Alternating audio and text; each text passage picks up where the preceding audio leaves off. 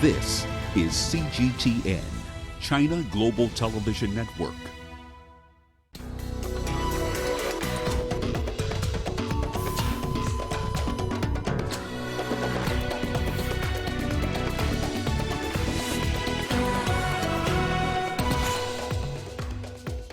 Incumbent president loses and two former prime ministers proceed to a runoff vote in Guinea-Bissau. The slow path to recovery in the wake of landslides and flooding in a number of African countries.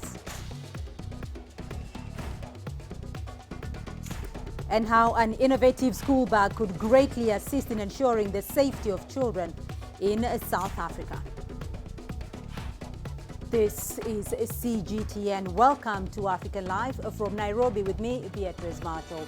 We'll bring you the details on those stories in just a moment, but first, Uche Okuronko with the day's business headlines. Uche. Thank you, Beatrice. And here's a look at what's coming up on Africa Live Biz.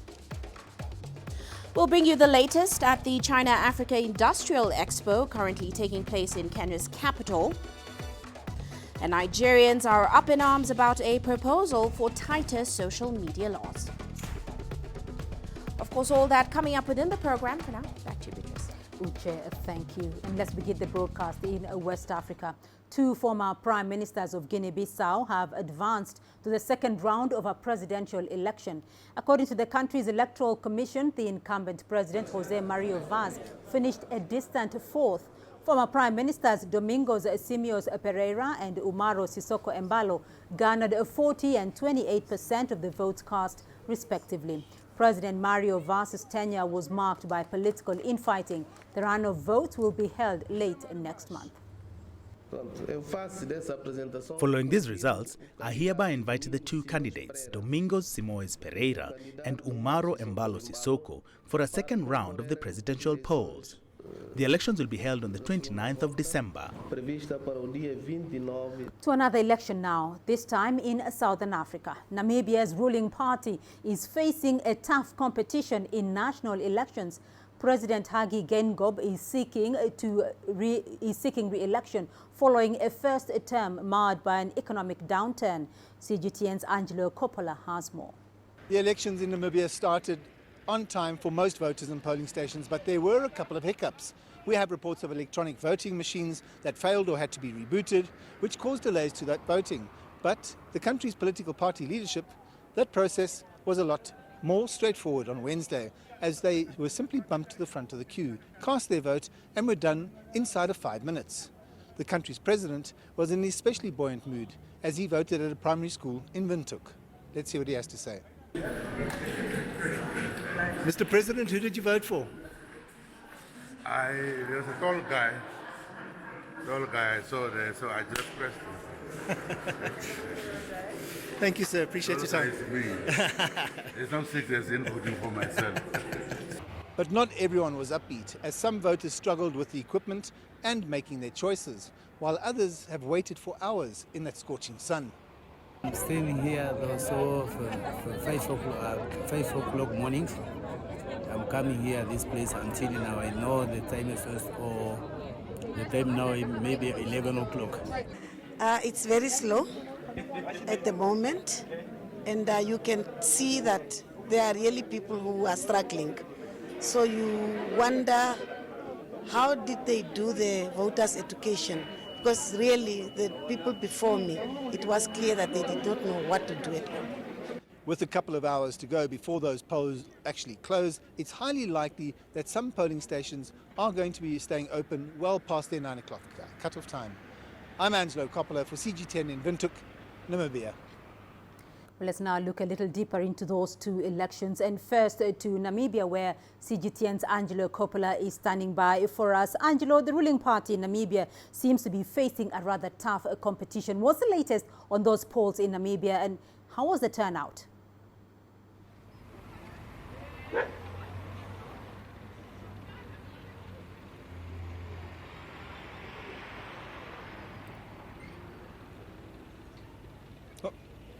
Well, what's happening at the moment is that the polls are closing in about 3 hours' time, That's where most of we're sitting right now. There are a couple of issues that have to be dealt with. They relate to the electronic voting machines. Some weren't functioning properly, and others had to be replaced. We must have passed around 15 or so polling stations in the Windhoek area alone. And you must remember that there's some 4,200 of these polling stations scattered around the country. There were queues outside each of those polling stations that we drove past. There are around 1.3 million registered voters as we understand it, but it's unclear at the moment how many of those voters actually turned up today or stayed in those queues because of the slowdowns. Expectations are high, though, that there will be more young people voting this time round because we're told they feel that there are more options that they can choose from. Time, of course, tell whether that happens. But apart from Namibia, Guinea-Bissau has also had an election recently, as you've said, and the outcome is a presidential runoff. For more on that, let's go to Lagos, Nigeria, where Deji, was this runoff expected and how close was the contest in Guinea-Bissau actually?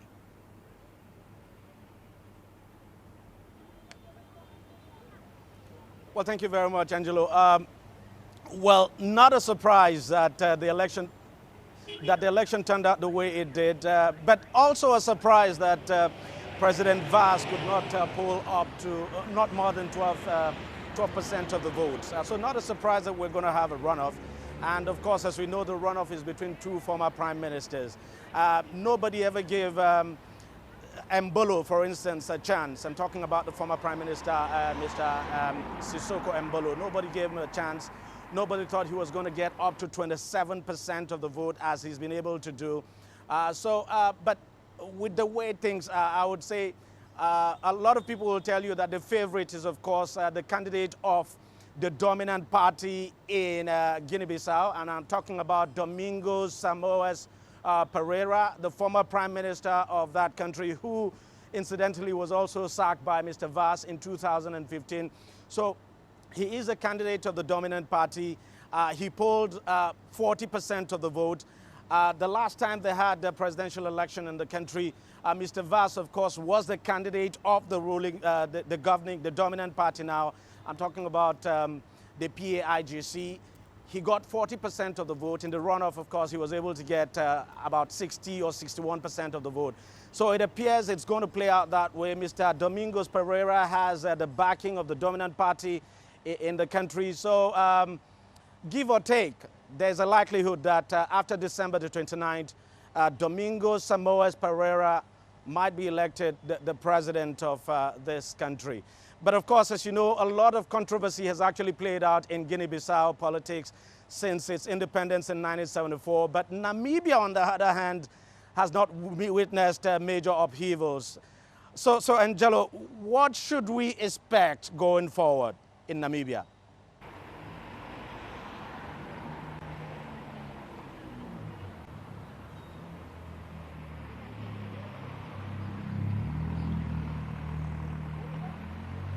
Well, Deji, the outcome is almost a foregone conclusion here. SWAPO got 87% last time round, and they should win this election, but the majority may well be lower, and that's for two very specific reasons. Political performance has been poor for the last 5 years, and there's a corruption scandal that blew up just before the elections. The incoming government and the president does have a hot potato on its hands, the so-called fish rot scandal, which involves kickbacks to Namibian government ministers for fishing rights that were obtained by an Icelandic fishing company. Everyone's going to be watching how that one plays out. And commentators will also be watching how the country's first woman presidential candidate fares. When we spoke to her a little earlier today, she said that she was feeling optimistic and confident. Of course, just turning our attention to Kenya until we know that there's only an election there in 2022. But Beatrice, there's an important political initiative that's been unveiled. What's that all about?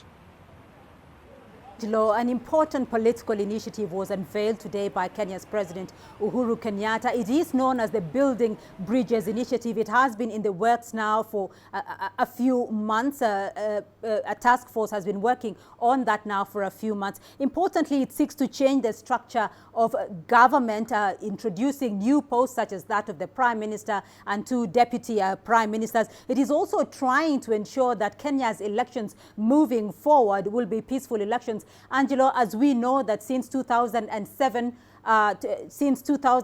Kenya's elections have been rather acrimonious because of the nature of the winner-take-it-all. We do know that the Building Bridges initiative is now seeking to sort that out, including seeking to ensure that issues of governance such as the runaway corruption are brought to a halt.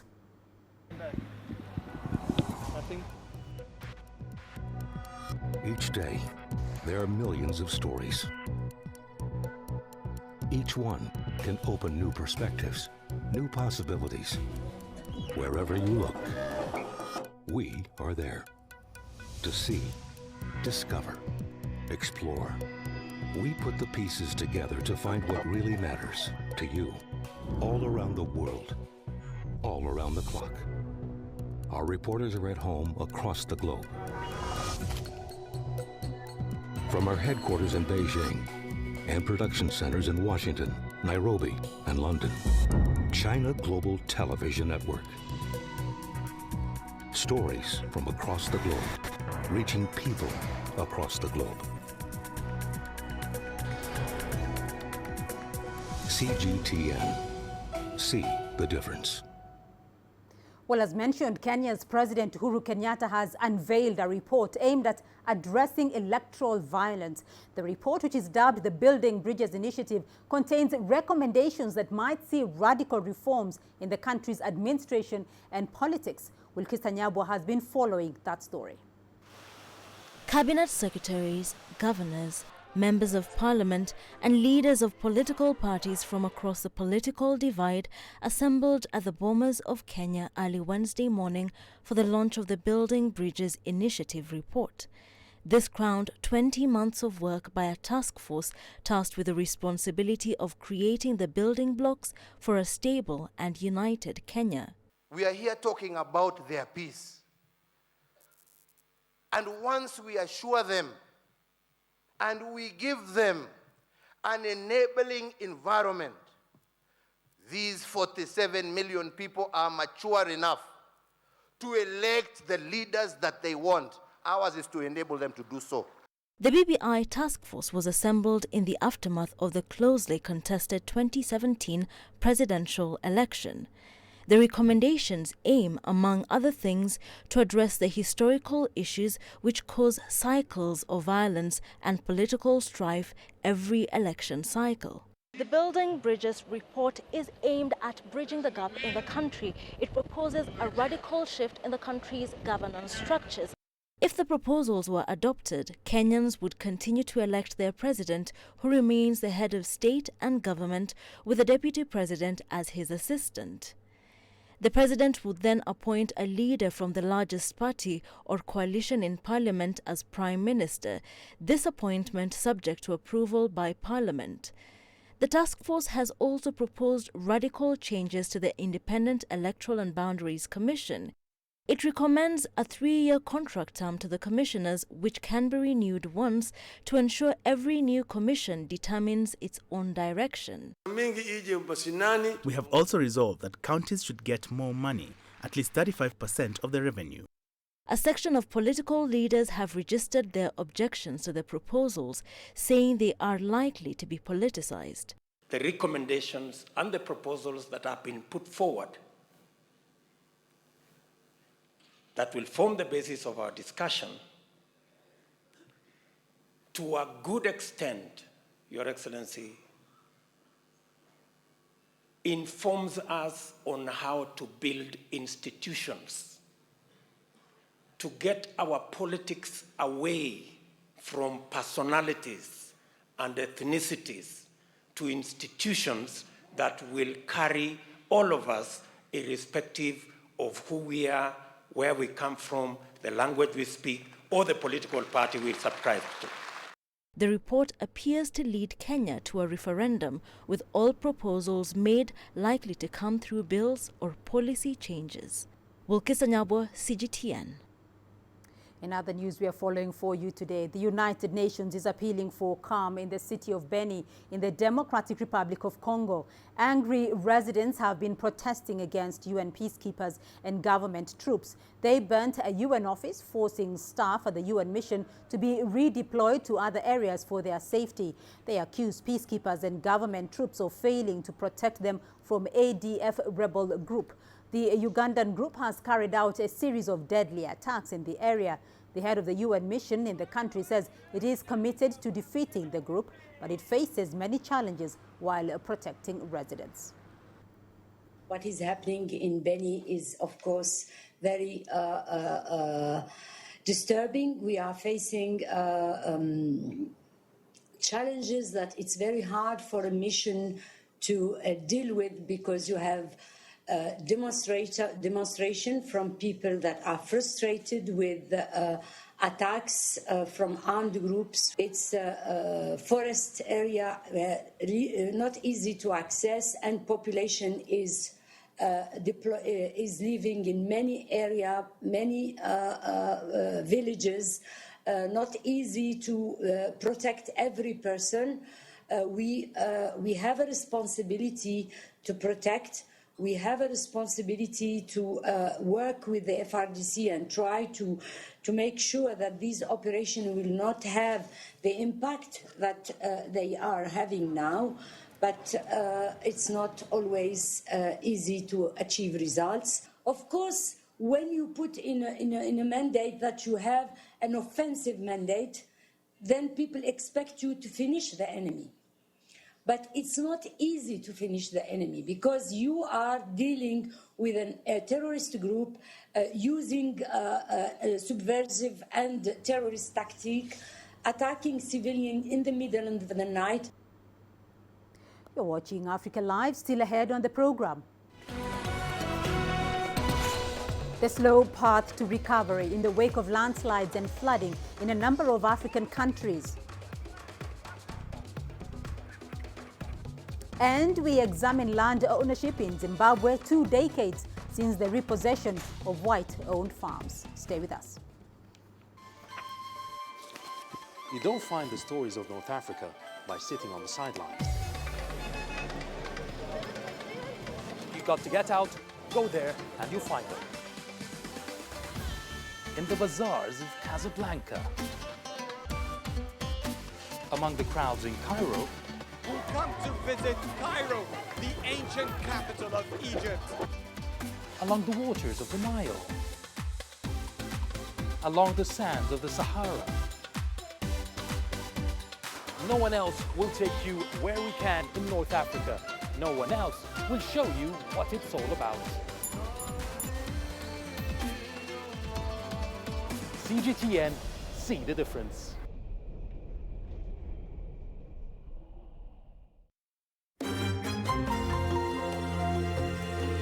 Africa Live. Find your voice.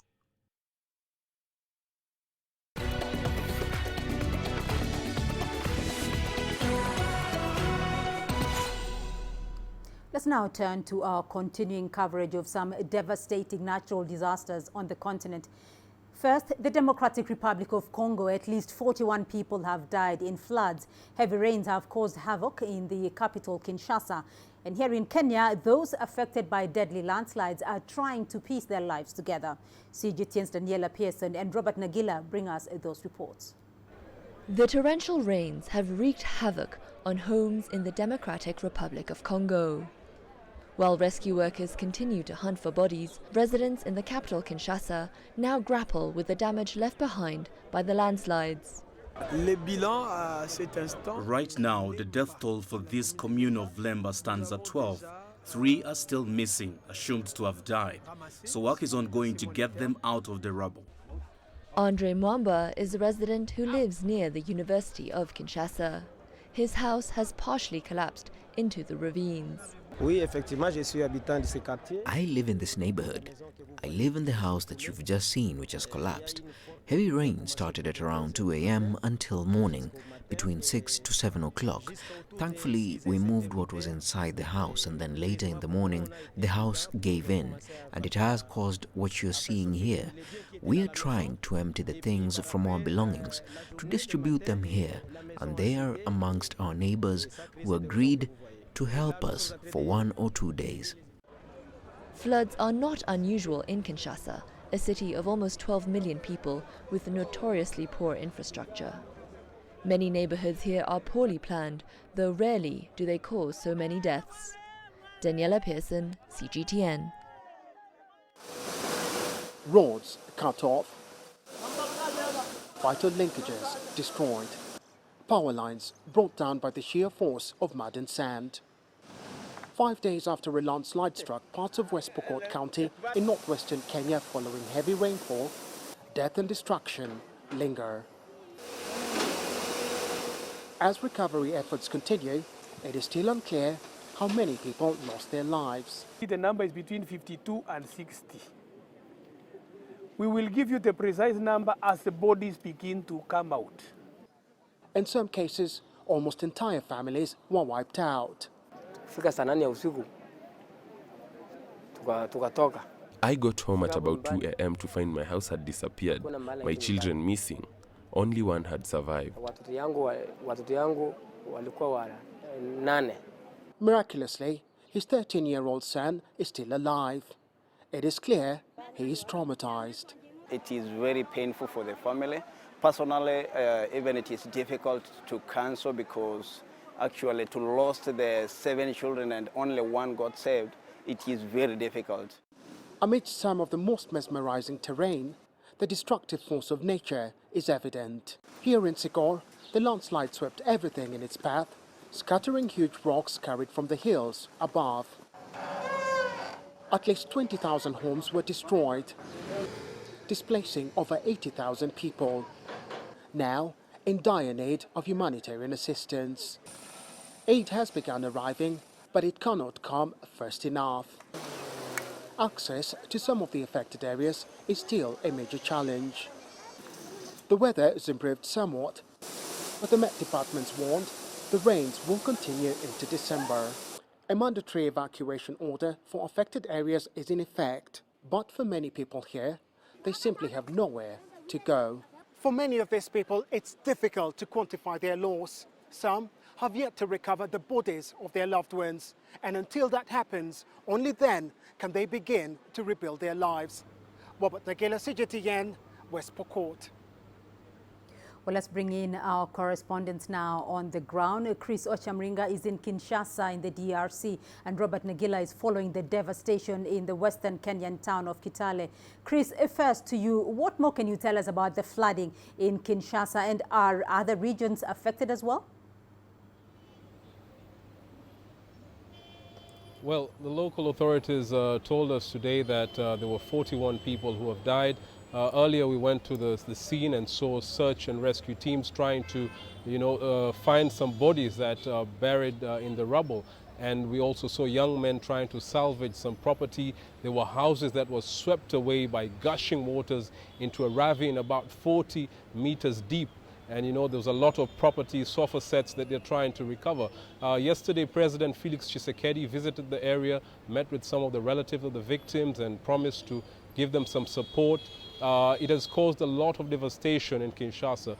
Flooding is common because, Kinshasa has very sandy soils and very many people cannot afford the rates of accommodation or land around the city. And so they have moved to the, to the outskirts of the city, and some of them have built houses, haphazardly without following any plans. And so when disasters like this strike, then it becomes tragic.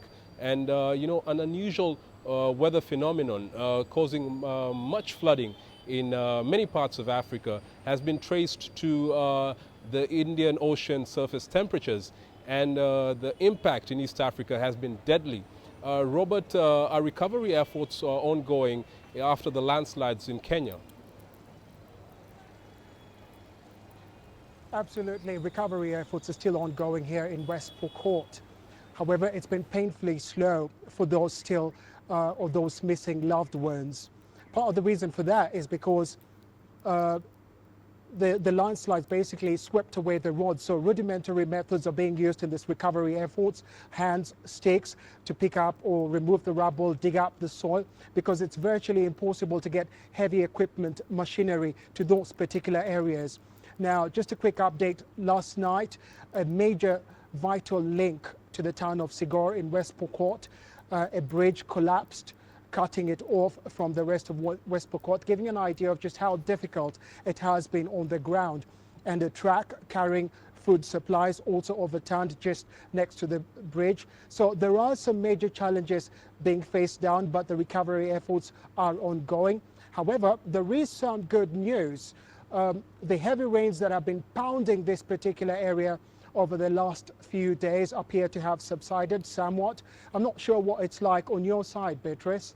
Well, Robert, the rains as well have subsided here in the Kenyan capital, Nairobi. The Kenya Meteorological Department, however, says that the intermittent rains are going to continue until at least mid-December. The short rains, though, have become rather unusual because this is rather unusual for this time of the year because they are normally supposed to have ended by the end of October. However, Robert, we are also being told that residents of Tana River County in the coastal region of Kenya have been asked to move to higher ground because there is a possible heavy rains in that part of the country, and it might cause flooding like it did last year, causing massive devastation. Now, Chris, what measures though are being put in place to safeguard lives in case of more flooding in the DR Congo? Well, one of the measures is that the governor of Kinshasa recently started a program known as Kinbo Peto. That is to clean up the city. And what they're doing is removing filth from many of the drainage channels. People have been disposing, all sorts of waste material in these drainage channels that get clogged. And so when rains pound the area, then it gets flooded and it becomes a problem. People cannot, get across roads. It becomes a very big problem. So there's that program that has been started. And also the government said after this recent incident that, they're going to step up, safety measures on building standards and all these issues about people building, following laid down regulations. But, there's a problem in the DRC. Very many people who cannot afford, to pay for all these regulations that are required to be submitted to the government have been building, in a haphazard manner. And so what's happening is there's a lot of corruption. Some of the people who are supposed to enforce these standards are corrupt. They're given a bribe and they turn the other way. And that is what, is bringing a problem in the DRC. The president is very aware of this and he said he's going to deal with it. And so people are just waiting to see that this is done once and for all. Beatrice?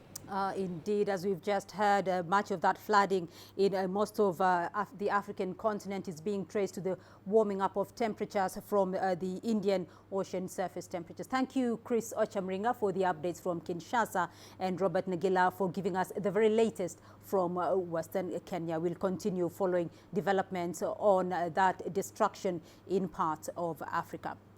Well, let's now go to South Sudan. Still on a flooding update, another humanitarian situation is unfolding in South Sudan.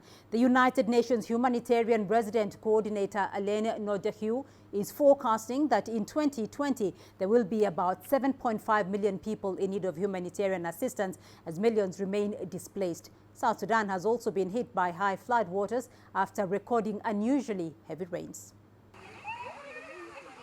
Heavy flooding has devastated South Sudan since July, submerging entire communities and forcing hundreds of thousands of people from their homes.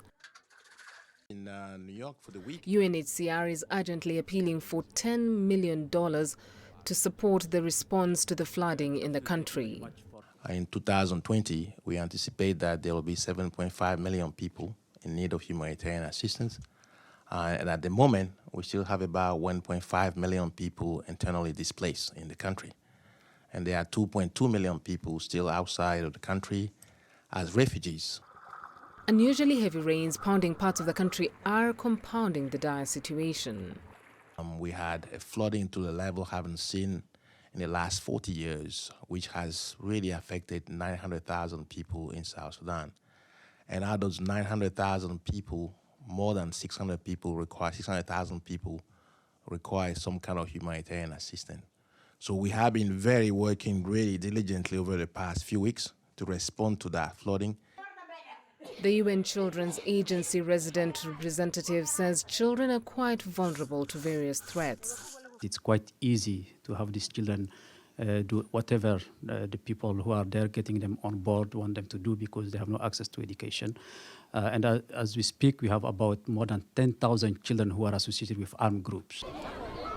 South Sudan plunged into conflict at the end of 2013 after President Salva Kiir sacked Riek Machar as vice president.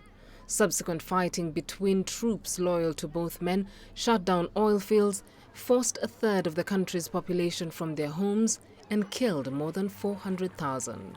Beryl Oro, CGTN. Now, it's been almost 2 decades since Zimbabwe began repossessing white-owned farms and giving them out to black owners. But the country is still grappling with agricultural productivity and equitable land redistribution. CGTN's Farai Mwakutuya has this report. Partly violent and chaotic, the land reform program left Zimbabwe internationally isolated, disrupted production on farms, and affected the economy. But it was necessary to address colonial imbalances. In hindsight, though, some acknowledge the emotive issue could have been handled better. We should not transfer rural dwellers from where they are currently to be rural dwellers in farmlands. Farmlands must be farmlands to produce for the country and increase and contribute to the GDP of the nation. Achieving that needs access to finance and technical skills. Smallholder farmers, when they go to the markets, sometimes they enter into contracts with the marketing agents. Sometimes they also enter into contracts with contractors, where they are maybe contracted as outgrowers into a bigger scheme that is supplying maybe the international community. But it is the skills to negotiate, it is understanding business in terms of how to negotiate contracts. Some don't understand. The biggest contract farming success has been in the tobacco sector, where record-breaking yields and growers have maintained the golden leaf status as the most valuable cash crop. Beyond finance and skills, there's also need for confidence, which can be gained through respect for property rights and consistency when it comes to policy. A land audit to weed out multiple owners and unproductive farmers has been completed, and its findings should inform a more efficient and equitable land redistribution. Farai Mwakutuya, CGTN, Harare, Zimbabwe. Well, let's now go to Uche Okoronkwo for the latest business news. Uche. Thank you, Beatrice. And coming up on Africa Live Biz, we'll bring you more from the China-Africa Industrial Expo currently taking place in Kenya's capital. And Nigerians are up in arms about a proposal for tighter social media laws. Africa is the nexus of enterprise, and global business will tell you why it matters. From the mega investment projects to multi-billion-dollar mergers and acquisitions. Africa today collects, just in terms of revenues from taxes alone, $545 billion a year. If you take 10% of that and you devote it to the energy sector, problem solved. All this on Global Business, weekdays at this time on CGTN.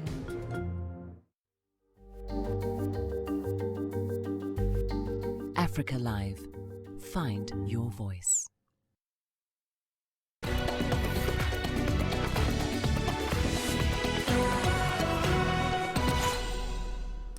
Well, let's start off in Nigeria, where citizens are strongly pushing against a bill that will limit their freedom of speech, especially among social media users.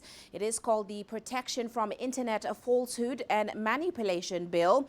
It will essentially allow the government to block access to internet whenever it deems fit. Well, CGTN's Kelechi Mekalam tells us more about it. Blogger and social media activist Dr. Roy with his team working on their online publication. His 7-year-long career and commentaries are causing his following to rise. The avid commentator also leverages on various new media platforms to voice his opinions about political and socio-economic issues.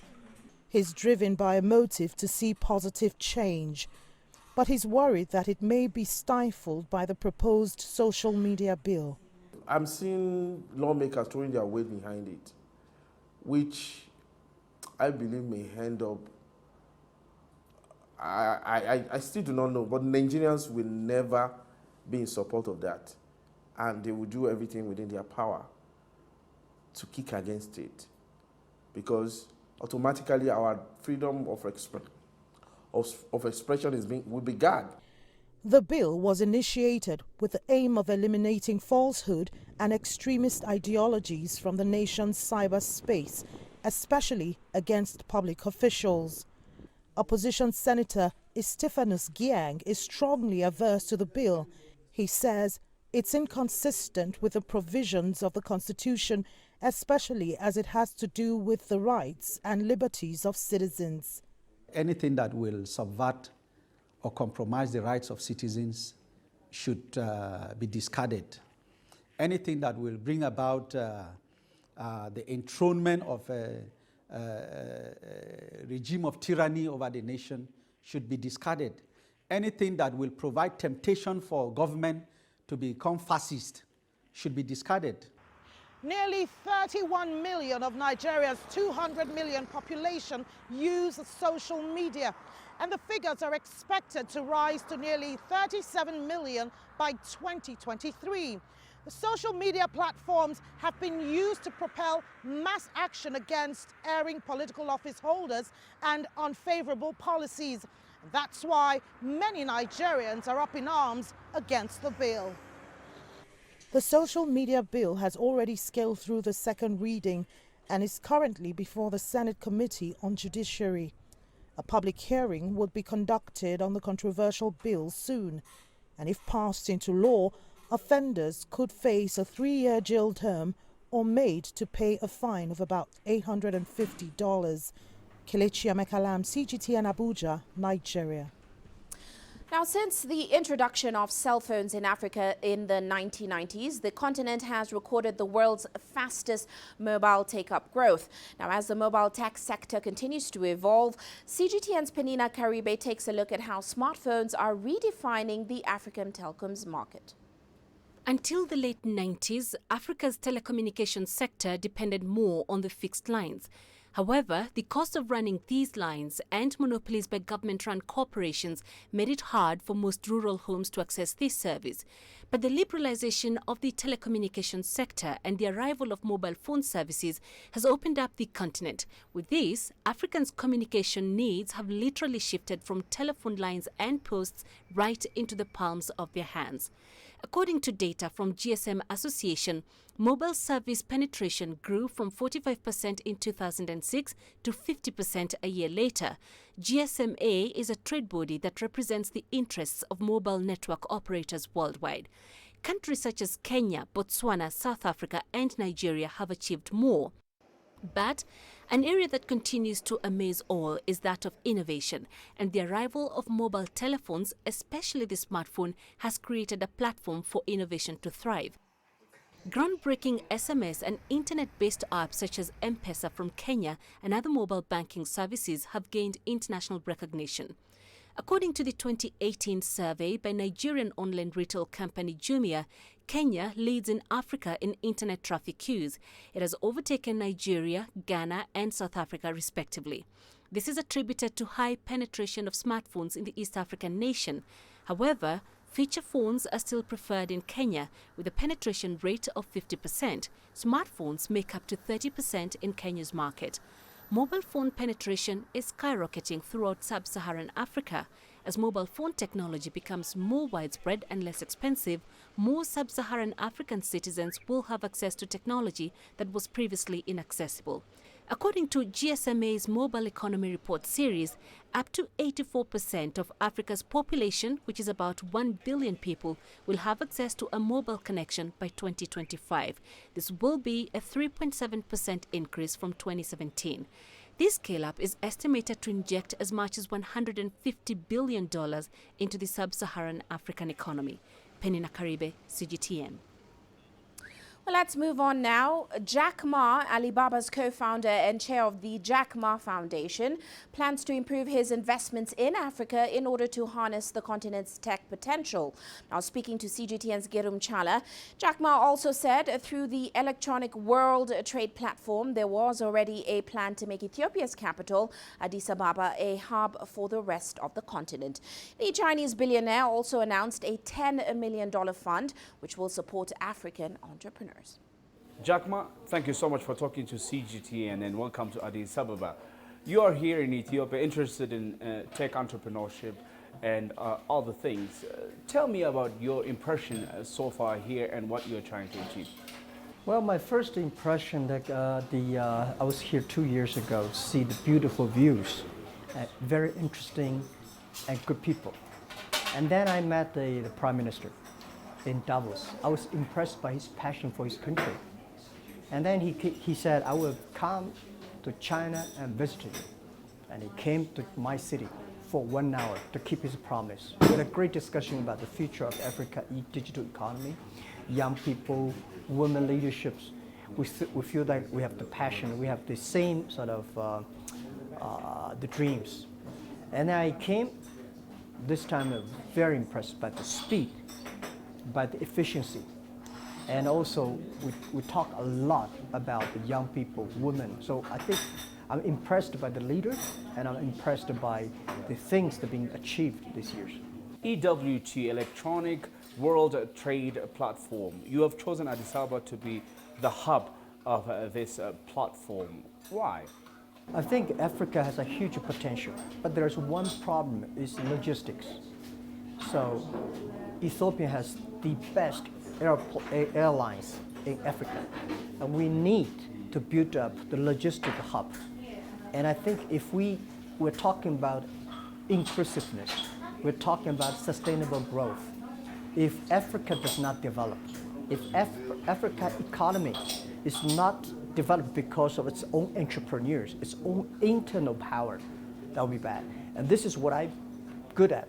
This is what I'm passionate about, is to inspire, to cultivate the spirit of entrepreneurship, to empower them. And this is what I think Ethiopia has the logistics, Ethiopia the leadership, Ethiopia is ready to change.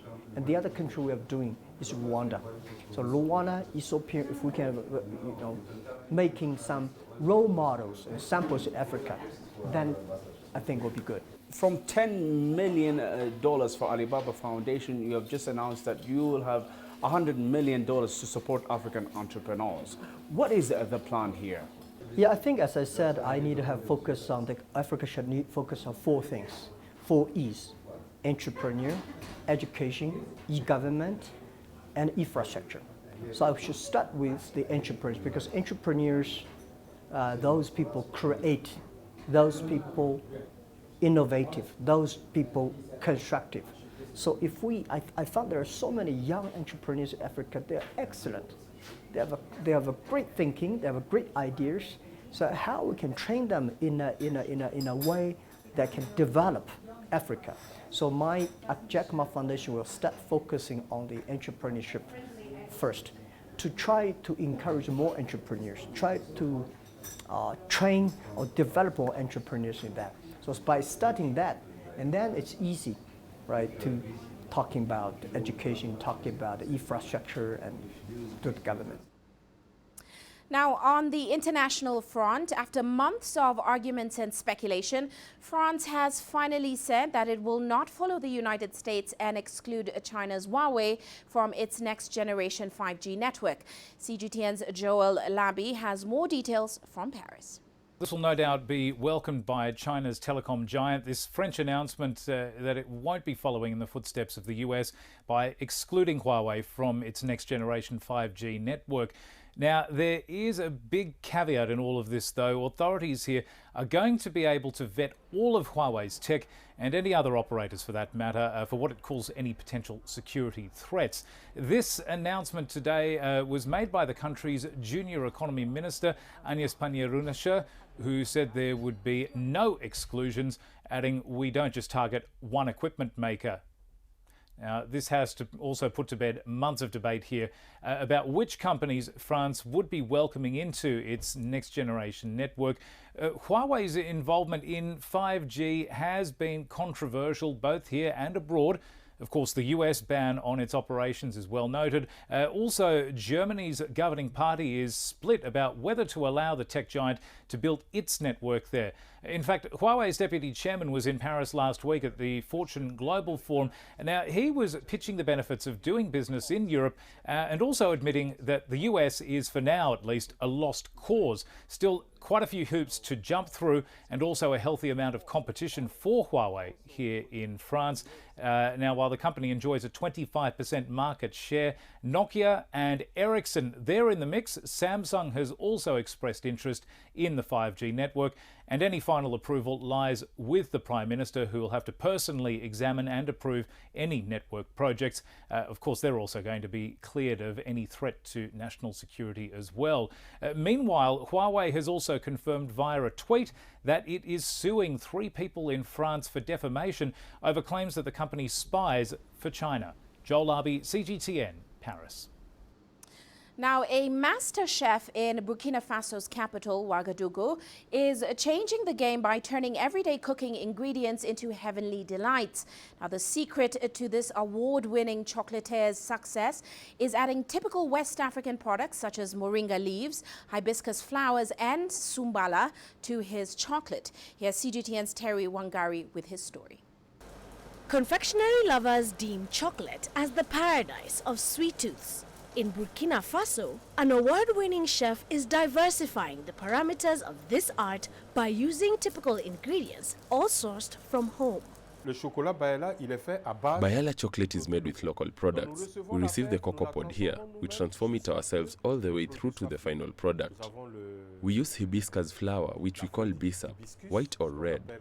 We also use mangoes, dried mango, dried pineapple, and our latest revolutions, we use sombala, which is also an antidepressant.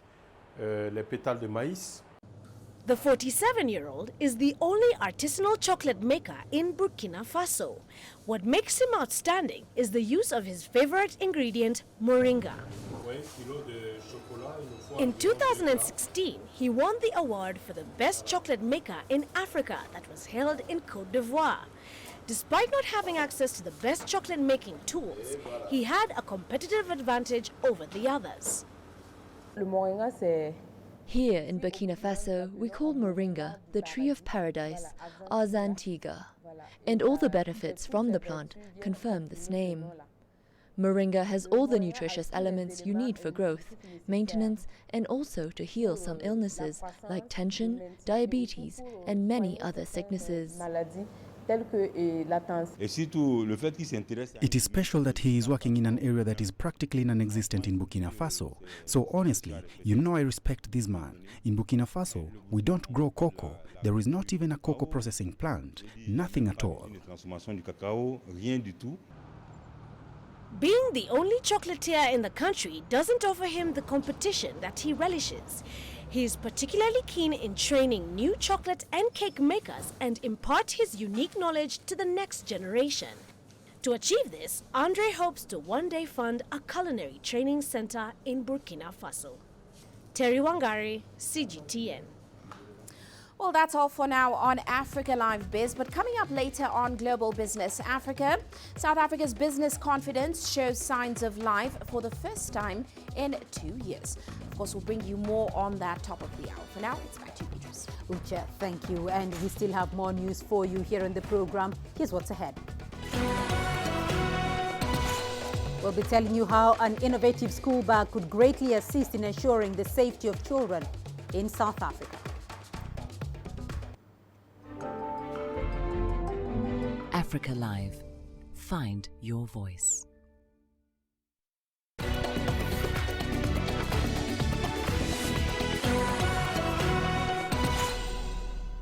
A group of young South Africans from Tembisa Township have invented a bag that they say will ensure the safety of children around the country. The bag has a panic button that can alert parents on the cell phone when a child is in danger and instantly sends a location.